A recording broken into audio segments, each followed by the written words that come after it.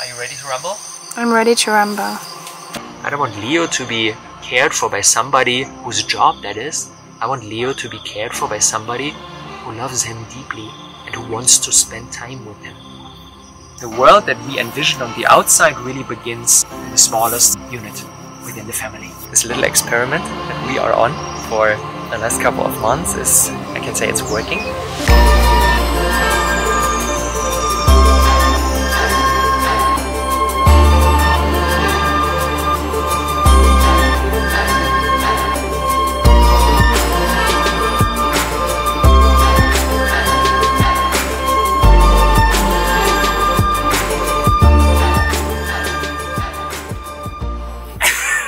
Today we're gonna continue our exploration of the 63 components that are necessary for building living spaces that are truly in alignment with us and with the whole. I'm gonna share one more piece of high importance that we are right now considering when it comes to building on this beautiful piece of land. And this is the notion of building multi-generational communities. When I look back on our community experiment, the Thrive Villages, we built one in Bali and one in Portugal. We rented resorts, brought people together, like families, singles, couples. And one of the most important takeaways was that it is so crucial to bring together people of different generations. Because what we did in the Thrive Villages were mostly like my age and then younger children. But it was really felt that something essential is missing. And this essential part is something that I'm fortunate enough to experience right now. With my 82-year-old grandma living with us, living with me, living with my 2-year-old son, living with Joey, like we together form a small community that is composed of different age groups. And this brings a magic that is not possible when only people come together that are in the same age group. And at the same time, it's one of our biggest challenges. I believe true healing, true peace on earth begins in the smallest unit, in the smallest container, and that's the family. We oftentimes in our spirituality bubble, we oftentimes are on our own journeys and connect with like-minded people. But so many of us struggle with living what we believe in our families. When we go back home for Christmas, for holidays, it's often characterized by a lot of conflict. That's really sad. Because in this smallest unit, in the family unit, there's so much potential. And at the same time, it's one of our biggest challenges to really form coherent communities within those multi-generational settings. So let's explore that today. What do we need in order to make that work for all parts of the system? Folgen Sie mir unauffällig. Mach ich. Find a way. Oh. Vielleicht auch auffällig. Ja. Wo ist eigentlich die andere Hälfte des Zirkus? Zirkus?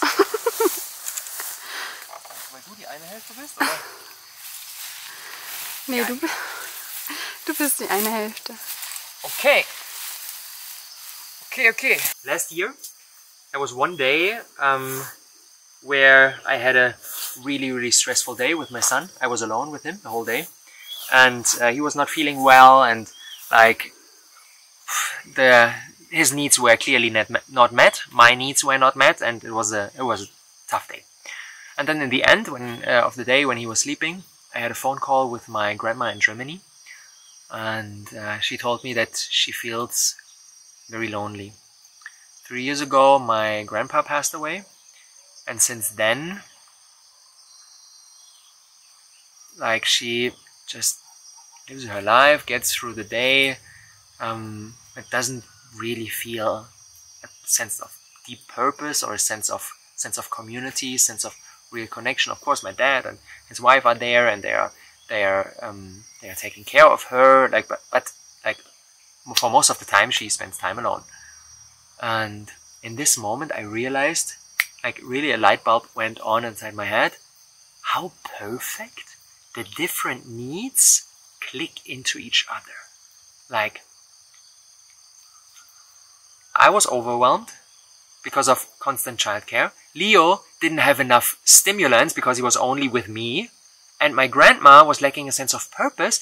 But so if the three of us would be living together in one place, she would get a deep sense of purpose because she could be with her great-grandson. For Leo, it would be super nice too because he has grandma's loving presence around, and I had more time for myself and was not in the need to be like in the daddy role for 24/7.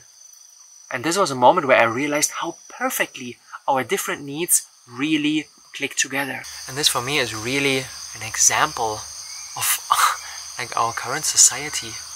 Each one of us tries to get above water. Each one of us is struggling because of too many things going on and too many unmet needs. And we are all like trying to get above water by ourselves. But it's not possible to do that. It's not possible to really thrive if we need to take care of everything and all. Like our generation tries to build their businesses, tries to be amazing parents, tries to do the housework, tries to like work on themselves and their own personal development process, and tries to contribute to the earth, tries to live sustainably. And it's quite a daunting task to take care of all that just by ourselves. I believe one of the core drivers of the meta crisis is that we mostly live in these nuclear families, mom, dad, child.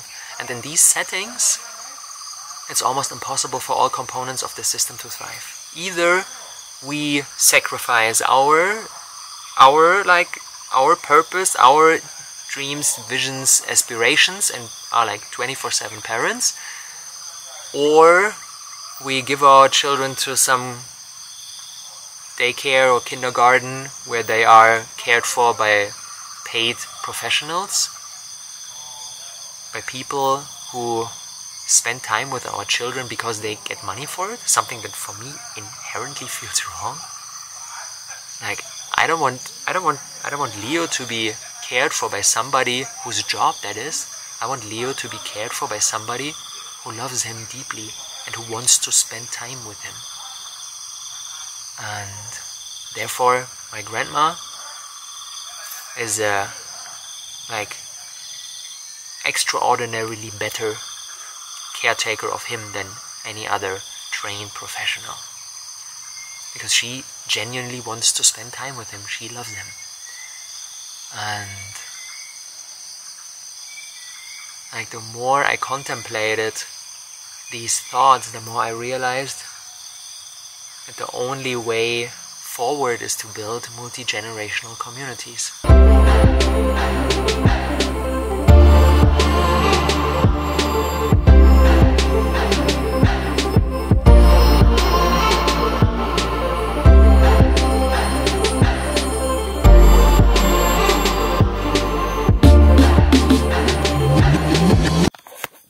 Because since she moved to Bali like 5 months ago and lives here with us, which is a tremendous source of joy, being able to spend time with her family. At the same time, it's very tricky because she doesn't speak the language. She's not able to manage her like daily needs just by herself. She cannot even go like buy her groceries by herself, and this creates a feeling of dependence that, like, for her, especially as a human design manifestor, is pretty challenging. And she misses the company of other people in her generation.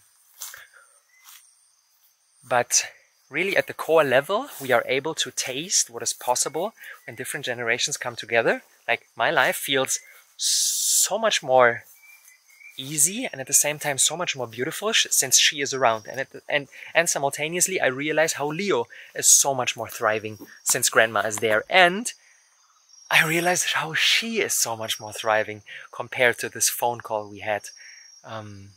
8-9 months ago. So this little experiment that we are on for the last couple of months is, I can say it's working, and at the same time there's a lot of room for improvement still.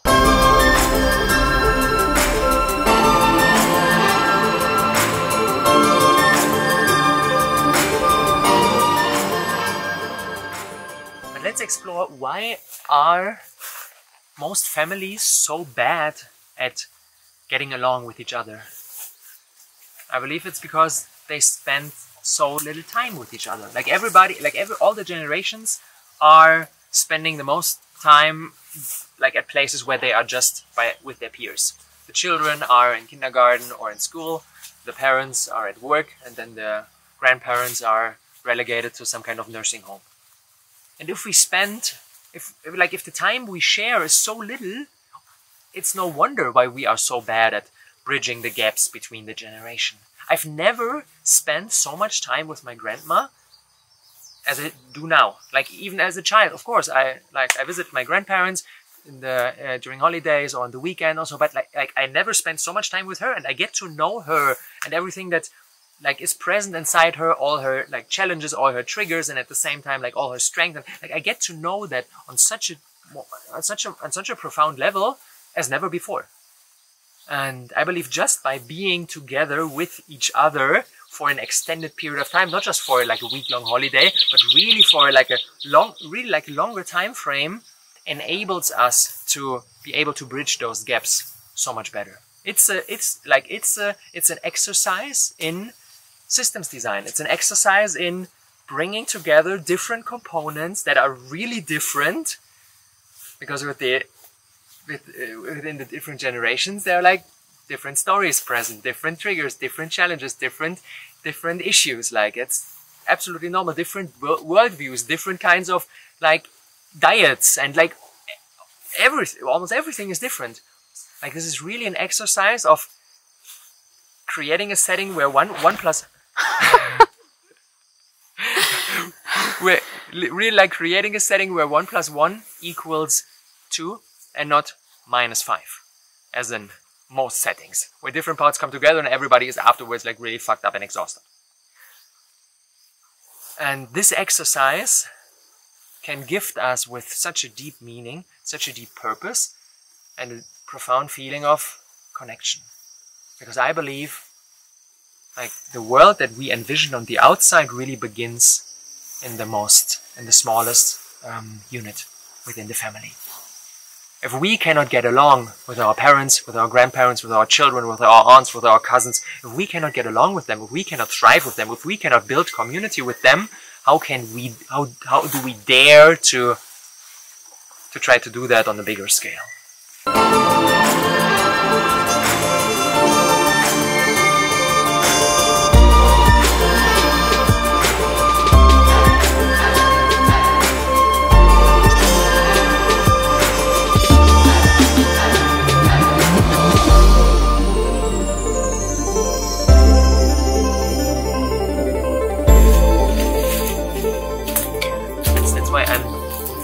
Beyond grateful to be able to embark on this project, this place that we're building here together with my dad as a partner.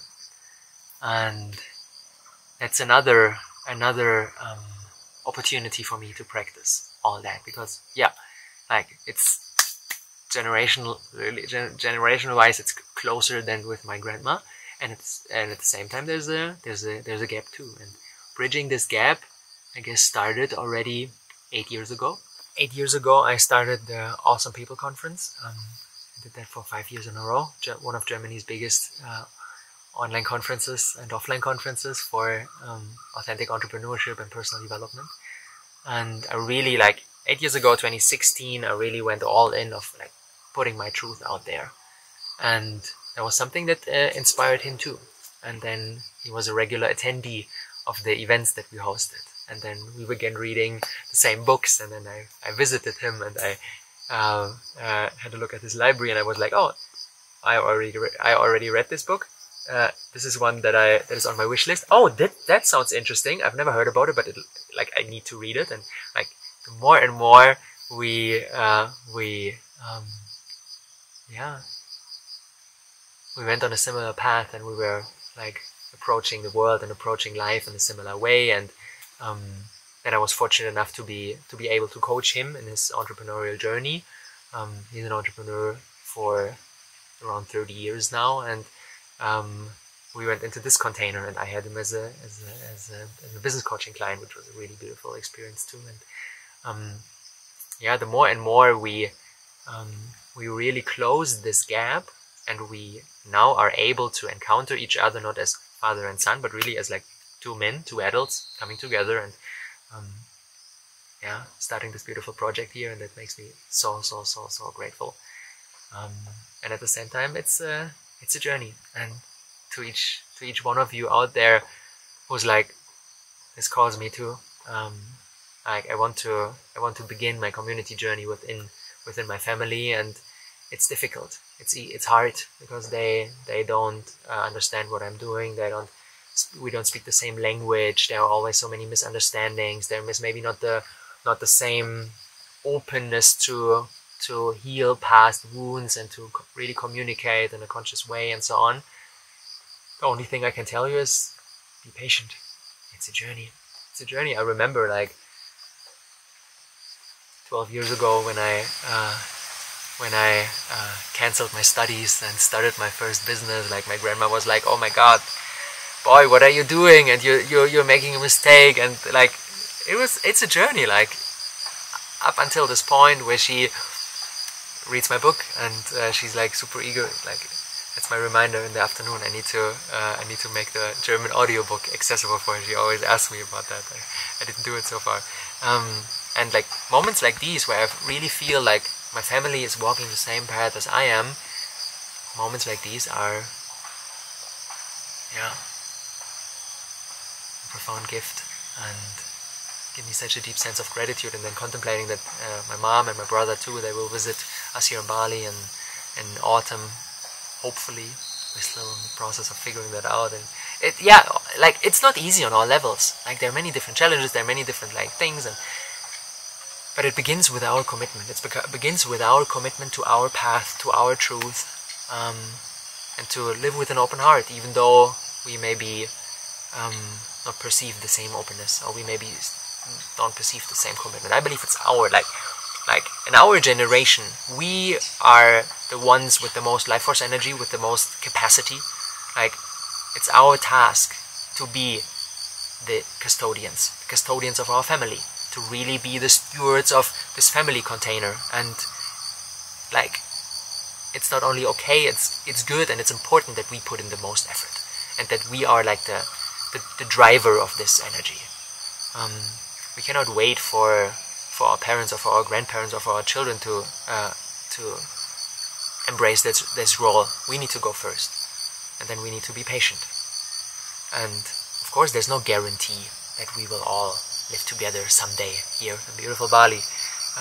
Especially with my parents, they got divorced when I was really little, and there's not a lot of common ground there. But I strongly believe, like this is one of the visions that touches me the most. I strongly believe that it's possible to someday reunite like everybody, and this is what I will go for each and every day. Although the path is challenging, but it's the only path that for me feels truly like integrity. What I want to see out there, what I want to, like the places that I want to build, like we need to begin in the smallest unit. We need to begin in the family. We need to bridge the gaps between the generations. This is what brings true healing to all the components involved.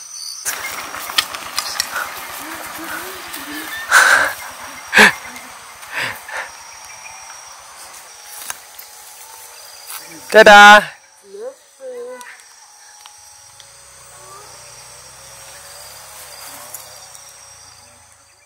After shooting this video, we just had a little conversation, and Joey said it's maybe important to add something, that we cannot force our family to embark on this journey together with us. Do you want to touch on that? Yeah, I can do this. Yeah, what I personally find important is that we go on the healing journey for ourselves, and by healing ourselves, we also heal our ancestors. Yeah, and let's not wait for our family members to be ready, and start somewhere. Yeah. And like counterintuitively, the more we let them go, the more we invite them. I sense that if we come from this point of like I need to convince you of something, or we need to do this together, or whatever. The opposite, exactly. It leads to the opposite, yeah. Yeah. Let's do it for ourselves and be an inspiration for them. Yeah. And at the same time, I sense it's important to come from this point of being of service, like not I need my whole family to be on this path because I need that for myself, but more from the place of like I want to like for me, my biggest driver is for my grandma, to give her the most beautiful like last years of her life, because I want this for her, and this brings me in a like I come from a different place, and not from like when there's a conflict, not from a place of this like certain things that annoy me or that upset me or whatever, because I'm not doing it for me. Yeah, in this case you're doing it for her. Yeah. And your intention is to contribute something for her life. Yeah. For her last years. And I think that makes it easy for other people to receive that. Exactly. Yeah. And not to deny it, or Yeah. And this begins in us. Exactly. Thank you for this little extra. That's very important. Pleasure is mine.